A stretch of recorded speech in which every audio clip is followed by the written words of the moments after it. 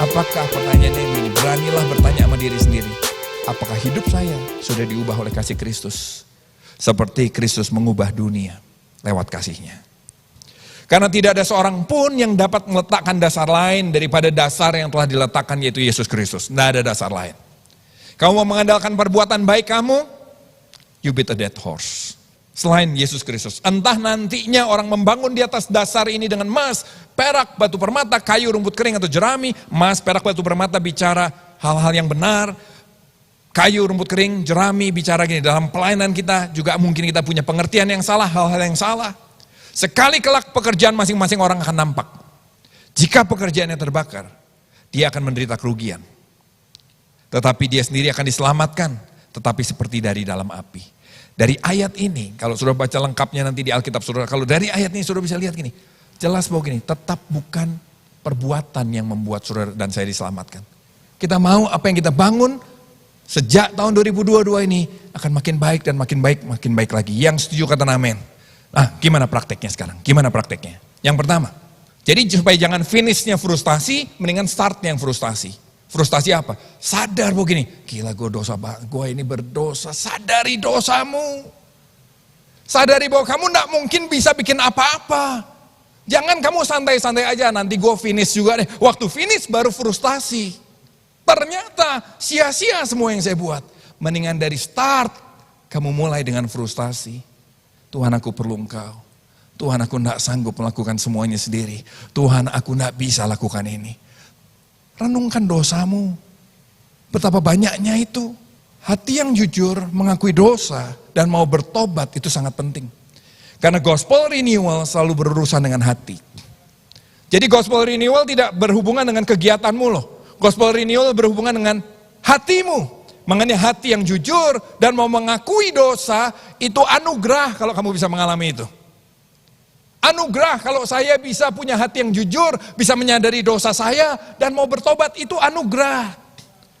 Slide berikutnya, kalau kamu sudah menyadari dosamu, frustasi karena itu, benturkan dengan gospel. Benturkan dengan kabar baik tentang penebusan Kristus, benturkan. Gila, gua gak ada harapan. Terus lihat apa yang Yesus kerjakan. Karena di sanalah ada satu-satunya harapan buat kita. Kita akan mengagumi grace yang Tuhan berikan. Kita akan ingat, ya Tuhan. Kasih Tuhan akan menjadi segalanya buat saudara dan saya.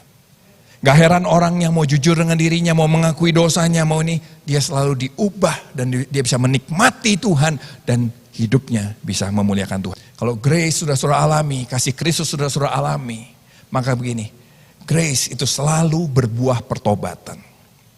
Menyadari dosa dan bertemu dengan kasih Kristus selalu berbuah pertobatan. Selalu. Makanya saya bilang kalau hidup kita kok kayaknya gak ada buah pertobatannya.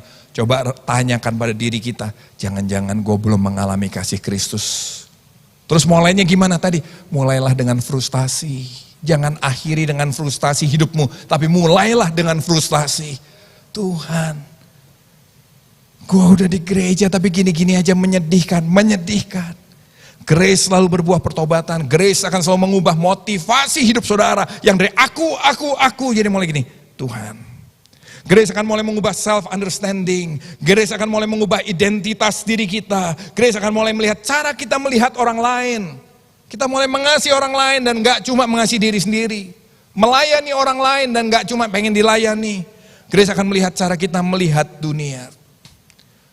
Kita bukan mengejar dunia untuk memilikinya. Tapi kita melihat dunia sebagai sesuatu yang harus kita layani, harus kita kelola, harus kita pelihara. Karena itu punya Bapa kita di surga. Amin. Grace selalu berbuah pertumbuhan iman. Waktu saudara mengalami grace, imanmu pasti bertumbuh dan iman yang sehat. Bukan iman yang, coba kita lihat yuk, iman yang sehat kayak apa? Iman yang dibangun atas usaha sendiri, saya tulis di situ religion, aturan-aturan aja. Atau iman yang karena kamu sudah mengalami gospel renewal, gospel. Kalau yang betul di dalam Tuhan, kita taat itu karena sudah menerima. Taat karena sudah diampuni, bukan taat supaya diampuni. Saya melakukan ini semua karena saya berterima kasih. Bukan karena takut. Saya melayani karena saya bersyukur.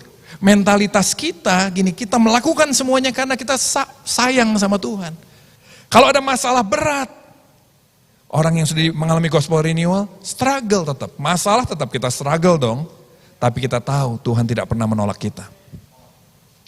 Dan kita tahu masalah akan membuat kita makin dewasa.